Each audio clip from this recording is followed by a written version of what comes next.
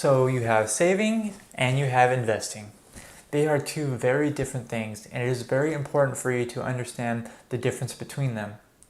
When you're saving money, you are saving because you want to spend that money. You are collecting a large amount of money for a large purchase. The money that you save is intended to be spent, usually at a specified time.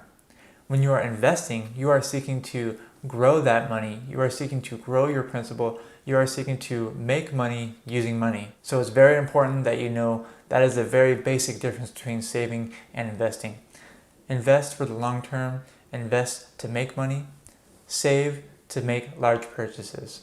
Now that you know that, we can talk about the 6 principles that you really need to know when it comes to saving versus investing. And the way I want to break this up is I'm going to give you 3 principles when it comes to saving, when you should be saving money, why you should be saving money, and I'm going to give you 3 principles on investing, why you should be investing, and what to be investing for. First, let's start off with savings, because saving is a little bit more simple. One principle on why you should be saving is you should be saving for large purchases that are a little bit more long-term, that are outside of your monthly budget. So a short-term larger purchase is something that you intend to buy in 1 year or less.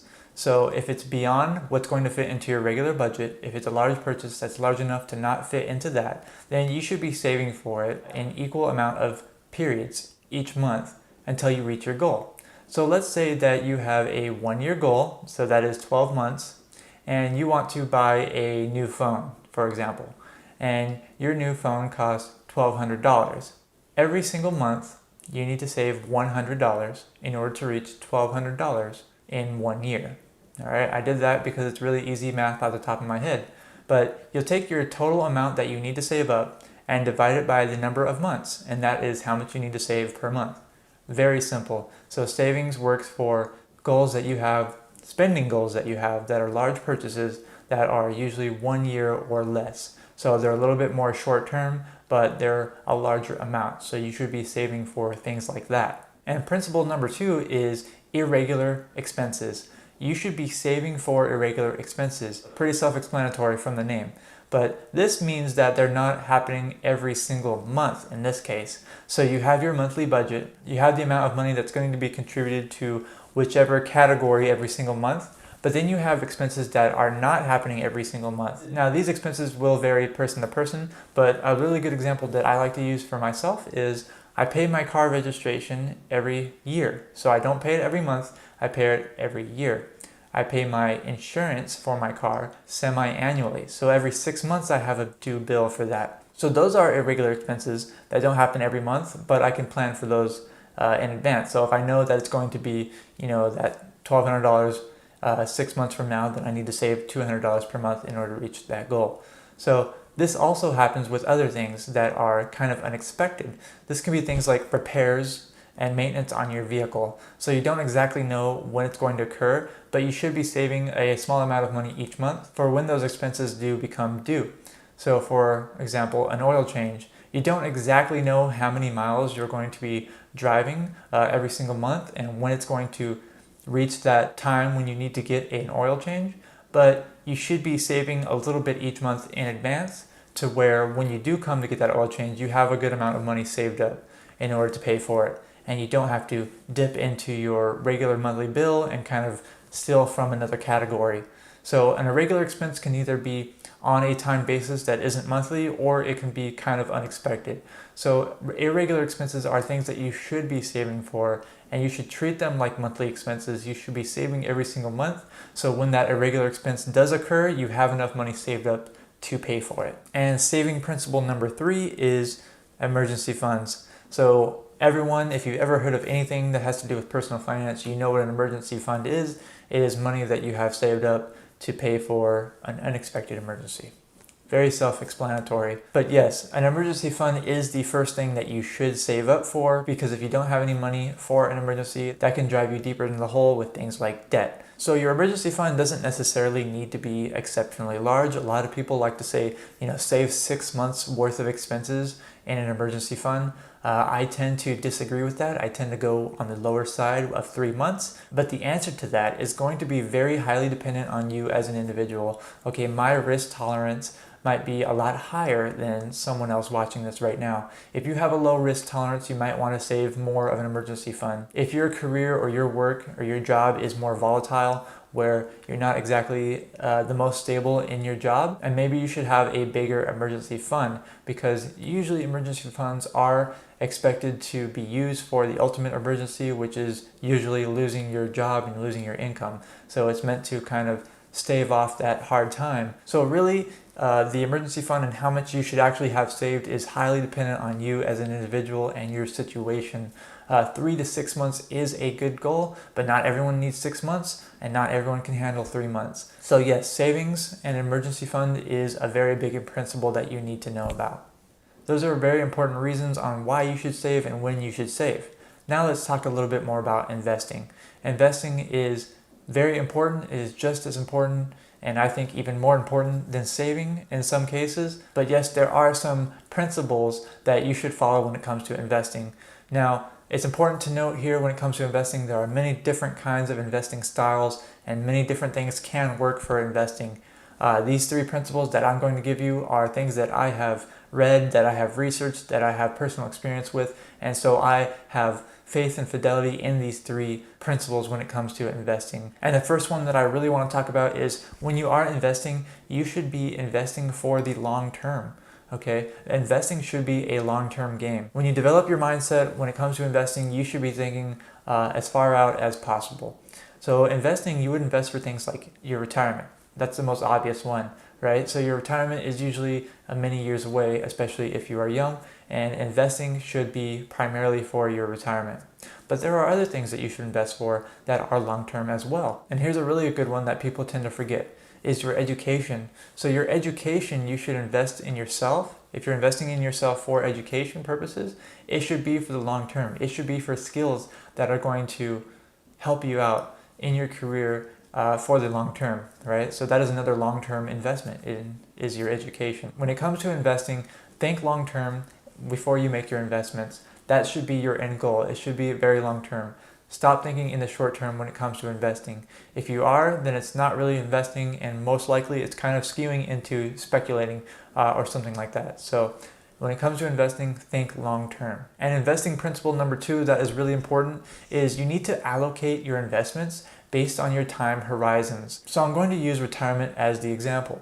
If you have a long time until you plan on retiring, then you can invest more aggressively as long as you feel safe to do so. And what I mean by that is you can invest in more riskier investments because risk and return are correlated. The more risk you take on, the more return you're most likely to have. So if you're invested, say, more in stocks than you are in bonds, and you have a long time until your retirement, maybe it's better that you have a very high majority of stocks or index funds that hold stocks in your portfolio rather than index funds or individual bonds, because stocks are more likely to return a higher return over time. And if you have that long time horizon, then maybe you should be investing more aggressively as long as your risk tolerance falls in line with that and you can actually take the market swings. If you are investing for something that's more moderate in time frame, say 5 years, maybe you want to invest and get enough money saved up for a really good down payment on a house. Well, if you have 5 years to do that, I don't necessarily think it's best to just save that money, but yes, that is an option. But if you can put that money somewhere where it is earning a higher return on your investment than it would be just sitting in a savings account, because as we all know, the savings accounts are most likely just giving you pennies on the dollar, very small pennies on the dollar when it comes to a return. So let's say you had 5 years and instead you invested this amount of money for the down payment on your house in 5 years in something that is a little bit more stable, say like in short-term bonds or something similar to that, where you're going to get a higher return definitely than what a savings account is going to give you, but also you have 5 years, so you can invest a little bit more aggressively and make a little bit more return in that time frame. Now let's dial it down to more short-term investing. Let's say you're investing but you only have 1 year. You don't actually want to just save your money for something. You want to just instead you want to invest it. Well, then maybe you should transform some of your allocation for that particular cause into shorter term investments. They're not going to yield as much usually, but they are going to be a lot more liquid, and they're usually going to fluctuate in value a lot less. So match your asset allocation to your goals. So if you're approaching retirement, you might want to have more of your money allocated into less fluctuating investments. Whereas if your retirement is very far away, it might be better for you to invest more aggressively, where you can take the market swings, but you can also earn a higher return during that time. And number three, when it comes to investing, something that is very, very important to know is invest in things that you understand. So if there's something that you're investing in and you just don't understand it at all, then it's probably not a good investment for you. Now, I'm not saying that you need to be a financial expert. I'm far from being a financial expert, but I know the basics of what I'm investing in. I know what an index fund is. I know how it operates and what it holds and what it's supposed to represent. And you should be doing the same with your investments. I'm a heavy index fund investor. Pretty much all of my investments are in index funds. Now, if you're a real estate investor, you should definitely know how to operate real estate, how to build a pro forma statement, what a capitalization rate is, all these kind of basics when it comes to whatever kind of investing style you are going to be involved in. You need to be at least somewhat educated and knowledgeable on the investments that you're making. Because if you're not, then you're not going to feel secure in your investments. And when something bad happens, you might panic and you might lose a lot of money. And I think that's really one of the biggest problems with a lot of beginner investors and a lot of just investors in general is even if they are investing, they don't understand what they're doing. And so when something bad happens, like a recession happens and there's market downturn, they might panic and they might sell, and that's when they're realizing those losses.